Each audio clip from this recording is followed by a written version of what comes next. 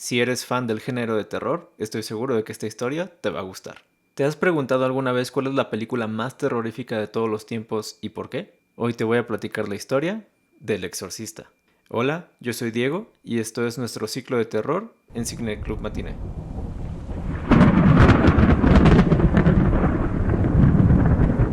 Something beyond comprehension is happening to a little girl on this street, in this house. A man has been sent for as a last resort to try and save her. Una película que rompió récords en taquilla y generó una cantidad inesperada de reacciones por todo el mundo, desde las primeras reacciones al tráiler que llevó al estudio a tomar la decisión de censurarlo, seguido del efecto que tuvieron las proyecciones que incluían vómitos, desmayos y hasta ataques cardíacos, sin dejar de lado el terror que se vivió en la filmación, que orilló al director a pedirle a un sacerdote que realizara un exorcismo en el set. El Exorcista se estrenó el 26 de diciembre de 1973, dirigida por William Friedkin y escrita por William Peter Blatty, basada en su propia novela, que a su vez estuvo basada en una historia real de 1949 en el que un sacerdote llamado William Bowdern realizó una serie de exorcismos a un niño de 14 años. La película sigue la historia de Regan, una niña de 12 años que ha sido poseída por un demonio, y el intento de su madre por salvarla al contactar a un sacerdote para que le realicen un exorcismo. Una premisa que por sí sola causaba temor, pero una serie de eventos que se llevaron a cabo durante la filmación llevaron al público en general y a la producción a pensar que la película o el director estaban malditos o embrujados. El primer evento desafortunado para el director y para la producción sucedió al principio de la filmación, cuando la estatua del demonio Pazuzu, que había sido enviada desde California hasta Irak, en donde se filmaron las primeras escenas, terminó en Dinamarca por alguna razón. Por sí solo, este evento no significó más que un retraso de unas semanas en lo que recuperaron la estatua. Lo que de verdad desconcertó al resto del equipo de filmación y a los actores fueron las muertes que se dieron alrededor de la producción. Ninguna de estas sucedió durante la filmación, pero estuvieron ligadas cercanamente. Empezando por el fallecimiento del hermano del actor Max von Sydow. Del mismo modo, Linda Blair, la actriz de Regan, perdió a su abuelo y la producción tuvo que ser suspendida.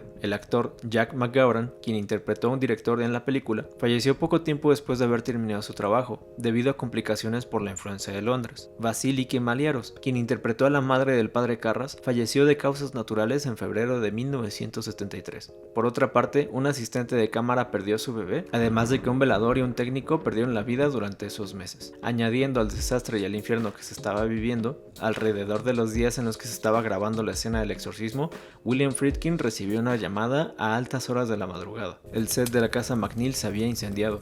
Algunas personas dicen que no había una razón lógica para el incendio, porque no había nadie que inculpar, mientras que otros reportaron que un ave había volado directamente a la caja eléctrica.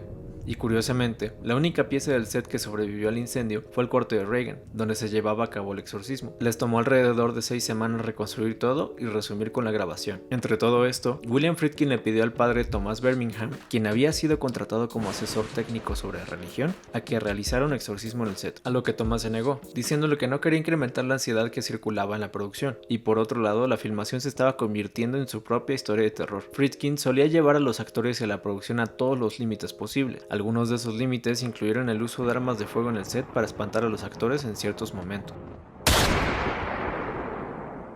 Como si este malestar no fuera suficiente, Linda Blair sufrió una fractura en su espalda rodando la escena en la que se sacude violentamente en su cama, y Ellen Burstyn, quien interpretó a Chris MacNeil, también se lesionó la espalda permanentemente, después de que en una de las escenas en las que tenía que ser jalada violentamente con unos cables, cayera sobre su propio coxis gritando de dolor. Ambas tomas en las que las actrices se lesionaron fueron utilizadas en los cortes finales de la película. Para poder hacer el efecto del vapor saliendo de la boca de los actores en el cuarto de Regan, se diseñó un sistema para bajar la temperatura del set hasta 0 grados. A pesar de todo esto y de los roces que tuvieron Friedkin y Blatty, la producción terminó la película en tiempo y forma y estaba lista para ser exhibida.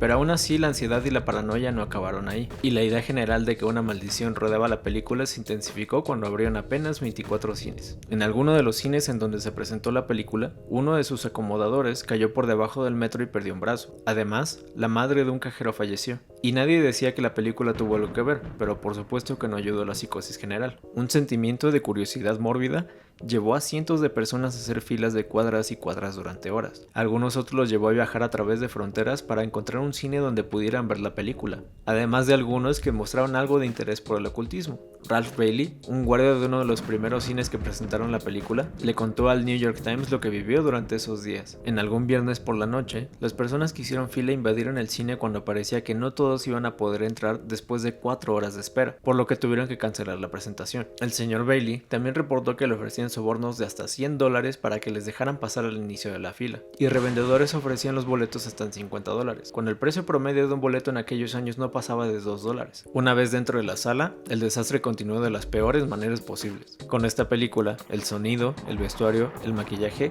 hasta la misma música, todo está diseñado detalladamente para generar disgusto al espectador.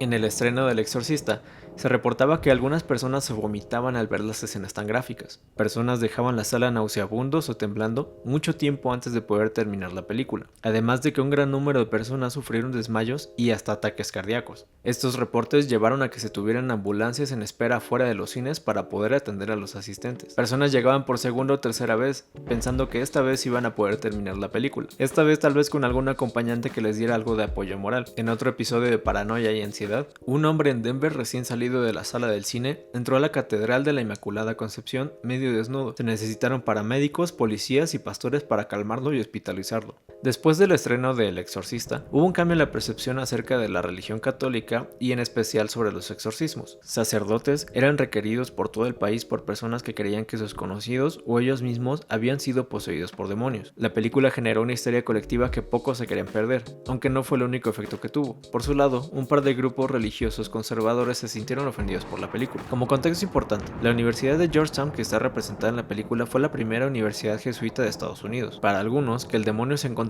cerca de ese lugar significaba una invasión a la fortaleza de la fe jesuita. México no se quedó atrás de la paranoia detrás de la película, al igual que en otras partes del mundo. Se había escuchado sobre el fenómeno gracias a los periódicos, la radio y la televisión, pero la película no se estrenaba todavía. En agosto de 1974, cuando la película todavía no llegaba a salas mexicanas, autoridades llegaron a un departamento en la Colonia del Valle en la Ciudad de México, después de recibir denuncias sobre gritos, profanaciones, carcajadas demoníacas y ruidos sobrenaturales. Al entrar al recinto, se encontraron con una sala de cine improvisada y una exhibición clandestina de la película El Exorcista. El departamento fue clausurado y el videocassette confiscado como prueba del delito cometido. El columnista Pablo Palomino reportó al Universal que la película iba a ser proyectada en la Cámara de Diputados para someterla a un juicio severísimo adicional al que hacían los organismos regulatorios, por los males incalculables que podían causar al pueblo mexicano. Y estos males incalculables no fueron lo que todo el mundo esperaba. El 19 de diciembre de 1974, por fin se estrenó en salas mexicanas una versión censurada, y para la sorpresa de muchos casi no hubo vómitos, ataques cardíacos o posesiones demoníacas al salir de la función. Lo único que se reportaron fueron casos de desmayos, pero únicamente por parte de hombres que abandonaron la sala. Fuera de eso, la película repitió su éxito con la asistencia y la gente hacía filas de horas para ir a verla, y las opiniones variaban entre que era una joya maestra, que era tonta o que era asquerosa. Otro de los aspectos que generó mucho revuelo alrededor del Exorcista fue la clasificación que recibió. En Estados Unidos recibió la clasificación R, lo que significaba que la película podía ser vista por menores de edad siempre y cuando fueran acompañados de un adulto. En ciudades como Harrisburg y Boston, grupos demandaron a la película en la corte, buscando que se le diera la clasificación X, y que así ningún menor de edad pudiera ir a ver la película.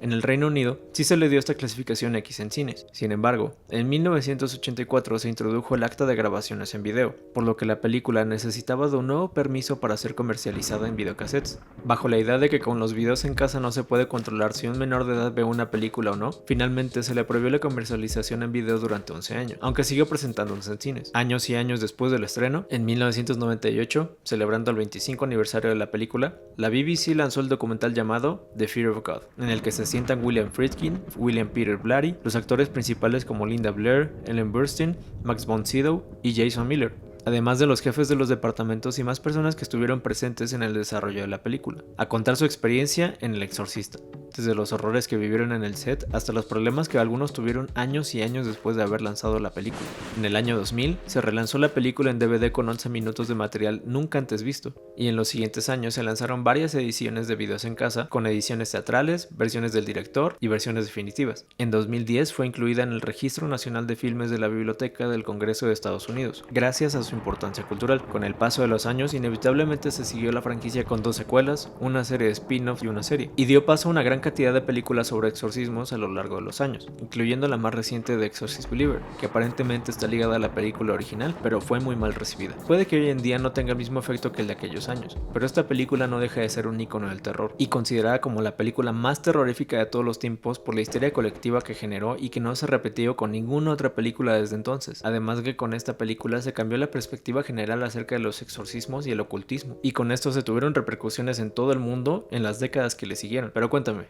¿a ti qué te pareció la primera vez que la viste? ¿Y qué te han parecido las secuelas que han salido en los últimos años? Déjame tu opinión, duda o cualquier comentario aquí abajo y te leo. Si te gustó el video, dale like y suscríbete para saber cuándo se sube el próximo. Esto es el ciclo de terror de Cineclub Matiné.